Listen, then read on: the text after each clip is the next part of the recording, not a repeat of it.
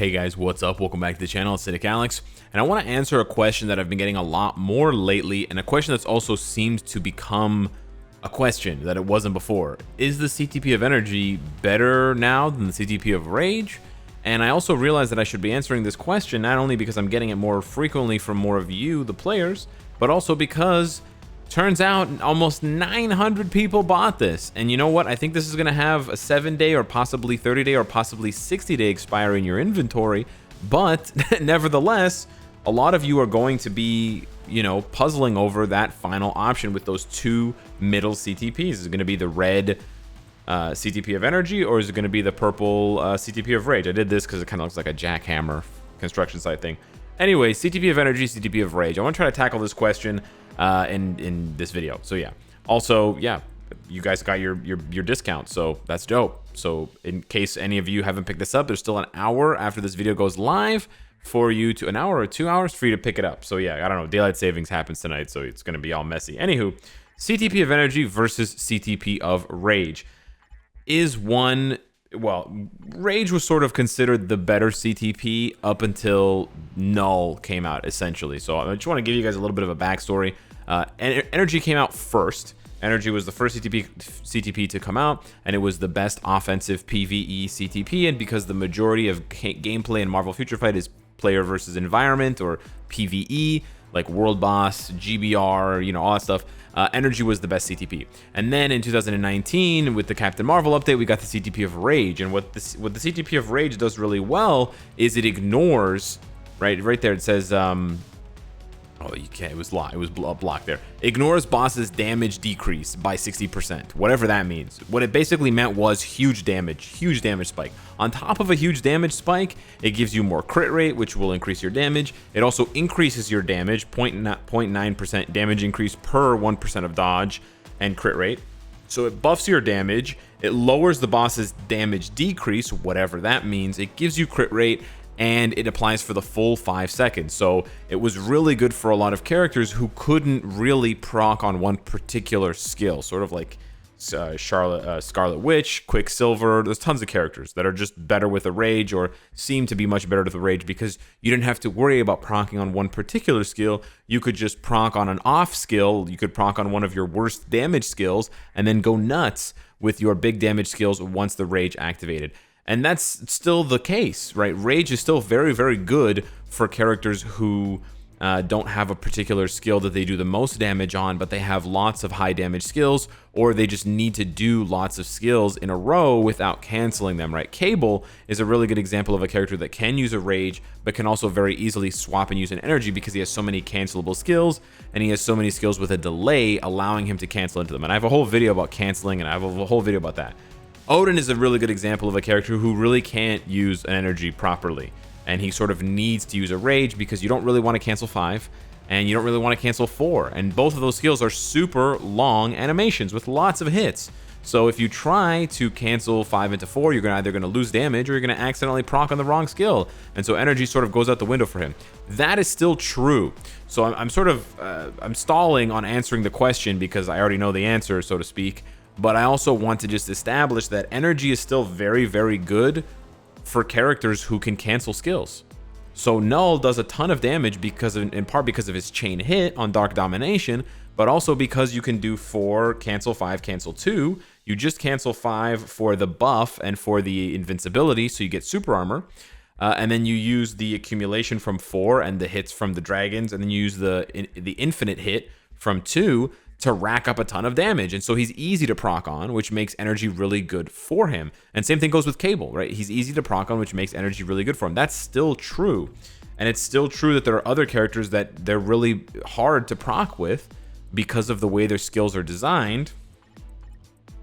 This guy right here, he's basically impossible to use with an energy because you're not doing a regular rotation. You are canceling all of his skills, but it's canceled in a different way, right? It's 4 cancel 3 cancel 2, 4 cancel 3 cancel 2, 4 cancel 3 cancel 2. I'm not really making a dance song, but it kind of sounds like it. Anyways, so yeah, that's still the case, right? And there's still characters that are still designed to be better with a rage or to be better with an energy. But why is this question coming up more now? Is energy better than rage? Should I be taking energy more than rage, right? I have a CTP selector. Should I be selecting energy instead of rage, Cynicalex? I get this question a lot. Or I have a legendary battle with a CTP selector. Should I choose rage or should I choose energy? I get some people asking if they should choose judgment. In general, I would say keep it between energy and rage. Judgment may be the #1 CTP with a lot of peers for elemental characters like Ghost Rider, Rogue, etc. However, it's a very small list of characters like Ghost Rider, Rogue, maybe Dormammu, Thor, and maybe like one Apocalypse. Maybe like it's a very short list of characters because they have to be tier 3, etc. So, or Transcended, whatever. So because the list is so small, you know, judgment is not really as widely applicable as energy or rage. Energy and rage are still the best because they're so widely applicable, right? You can pretty much slap a rage on any character. That's the beauty about rage. You can give a rage to any character and their damage is going to spike. You don't even really need to learn how to play the character, to be honest with you. I mean, you can perfect the rotation with a rage, sure, but even if you're bad at playing the game, you can kind of get by. Energy, you still need to understand the character on a more fundamental level in order to string the skill combos together better. So I still would say stick with rage and energy. Obviously, there's a higher skill value needed for playing with a CTP of energy versus a rage. It's easier to play with a rage, but a lot more characters now can take advantage of energy, whereas like take advantage of energy more to make the comparison between rage much closer or in favor of energy. Now, why is that the case? Why is energy now becoming more valuable? Why is the CTP of energy becoming more valuable for certain characters? Well, it basically comes down to 3 things. 1, more characters are being designed to have chain hit damage on their passives, on their uniform effects, etc. We first started seeing this with, I believe, the Damnation update. We also saw Black Bolt, actually, so it was sort of like mid-2020. A lot of characters started coming out with chain hit damage. We had chain hit damage. Chain hit damage wasn't like new to the game, but not that many characters had chain hit damage. Cable was one of the best characters in the game, despite not having a tier 3, because he had so much chain hit damage, right? He had 25 or 30% chain hit damage when you press the 5th skill. But then we started getting characters like Black Bolt, who I believe gives himself chain hit when he uses one of his skills or one of his passives. There, he has 25% chain hit. We had not seen this before on characters' passives, and they started giving it out like candy. Doctor Strange had his chain hit nerfed on his uniform pretty infamously. We have Venom here getting chain hit as well. Where's his chain hit? It's hiding. I don't remember. There, he's got 10% chain hit. He had 0 chain hit before. Every character is getting chain hit now. So that's the big thing here, is getting chain hit on your passives or whatever, like just getting chain hit on your character. Oh, look. Oh, no, not chain hit, crit damage. Anyways, getting chain hit is going to synergize with a CTP of energy because it already has chain hit.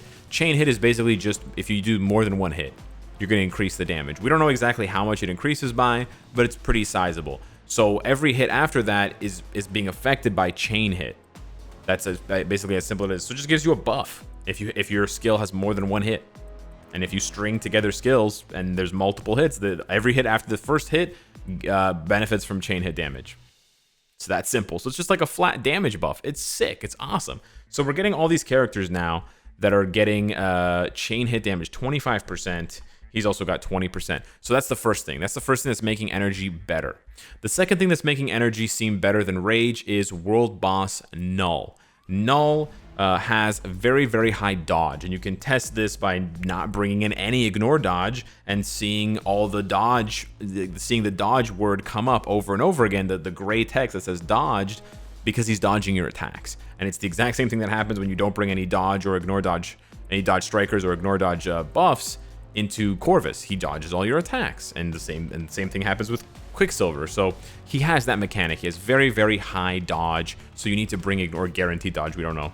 So you need to bring in ignore dodge to do that. So CTP of energy has ignore dodge on a stat, right? It's got whatever percent ignore dodge, 25 to 45% ignore dodge. So that goes a long way to increasing its value.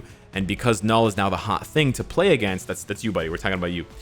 Because Null is the hot thing to play against, to farm CCF, that's the highest challenge, you're seeing a lot more content creators and a lot more players saying, I'm going to use this such and such a character with a CTP of energy, right? The third reason why the CTP of energy is becoming more valuable than rage is because you can reforge a CTP of energy. Now, this is not something that I've done myself, so I am speaking from secondhand information, but of course, a rage you can't reforge, right? So if you go here, there's nothing I can do to the rage. Like if I go here to the rage, there's nothing I can do. I'm going to hide my camera here for a second. I can just change option, or I can unequip.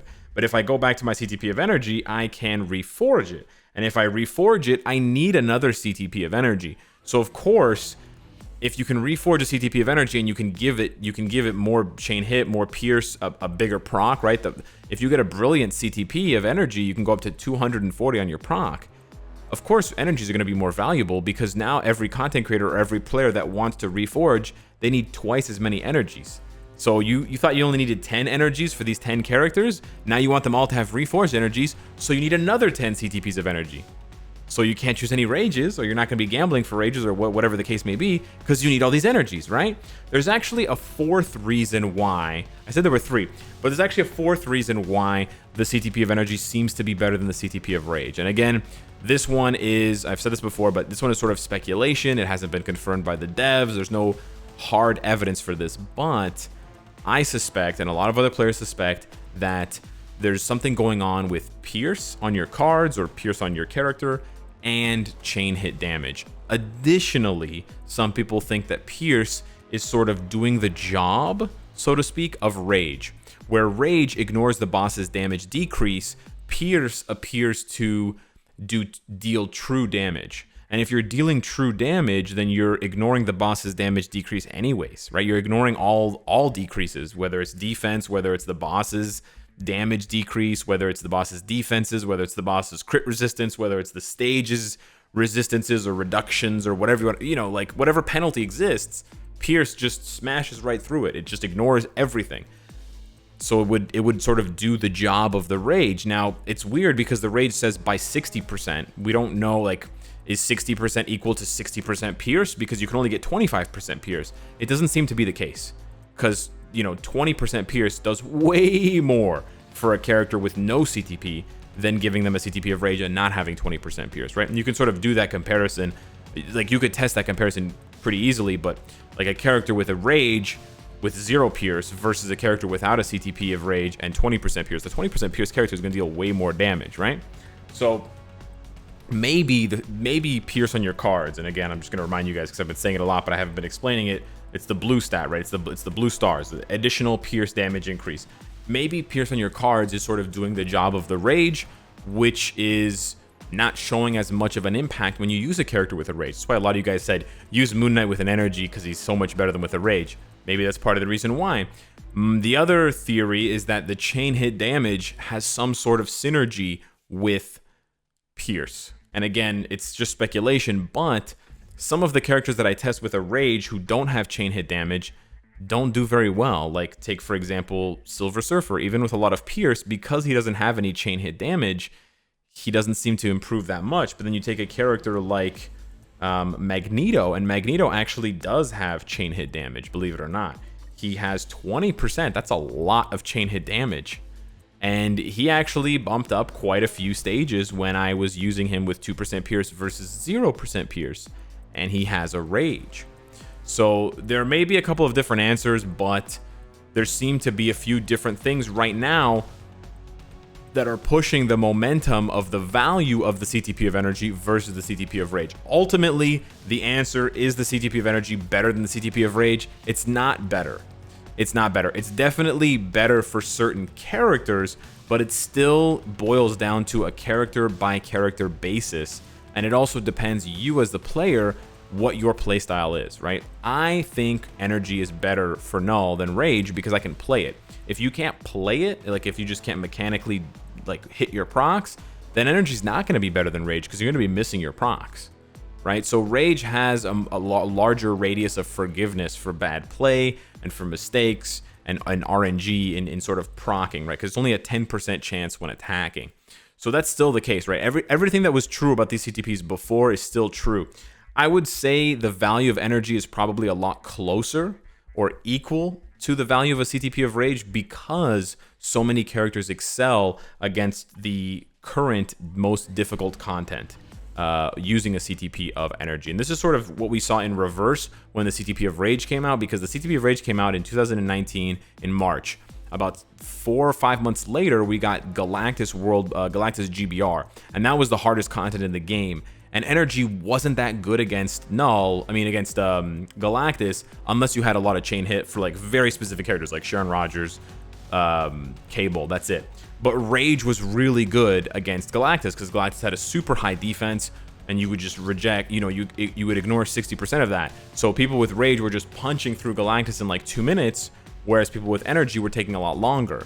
Now the tables are sort of turning and shifting the other way towards energy. So I wouldn't necessarily say that, Rage is getting worse. It's just that the ingredients or the sort of the environment in which energy will thrive are increasing, right? Null needing ignore dodge, chain hit damage on passive, synergizing with the chain hit on the thing, on the CTP of energy, and then the, unknown interaction between Pierce on your cards, the Rage proc, and the chain hit damage from a CTP of energy. But yeah, overall, I would say when you're choosing what CTP to get, especially if you boil it down to Rage versus energy, just consider who you're going to give it to. If you don't have any character to give it to, my best advice to you would be to look in your inventory and see what you have more of. So I have more energies than Rages, so at this point, because I'm not going to be reforging, I would still go for a Rage. Now, if I was reforging, I would probably just go for more energies. However, we don't know what's going to happen in the future if Rage is going to get reforged. So there is a lot of like future casting you can do with this kind of thing. Again, it boils down to whether you're going to reforge or not as well, because if you're going to reforge, you're going to need basically double whatever you think you have or whatever you think you need. But hopefully that helps to sort of clear up the question of whether the CTP of energy is better now than the CTP of Rage. It's definitely a lot closer in my opinion, and it's definitely better for certain characters, but that has sort of always been the case, right? Energy was basically always better for Cable and for Sharon and for a couple of other characters than Rage, even though Rage has been in the game for like 2 years now, right? So I don't think that has changed. I just think that now Rage, or now energy, is highlighted as so valuable because of Null. And of course, with Corvus and Quicksilver, they weren't that important because the rewards they were giving were exactly the same as all the other bosses, so energy wasn't being, valued there. And then the other thing is, we have a limited number of ignore dodge strikers. If we had more ignore dodge strikers, maybe energy wouldn't be as valuable as it is, but because we have a limited number and you can't reuse strikers against Null, having ignore dodge really matters even more. So there's a lot of things going on, there's a lot of things to consider, but basically they're kind of equal now. Maybe I could have said that in a 1-minute video, but here we are. Anywho, thanks for watching. Let me know what you think down below in the comments, and I'll see you in the next one. Take care.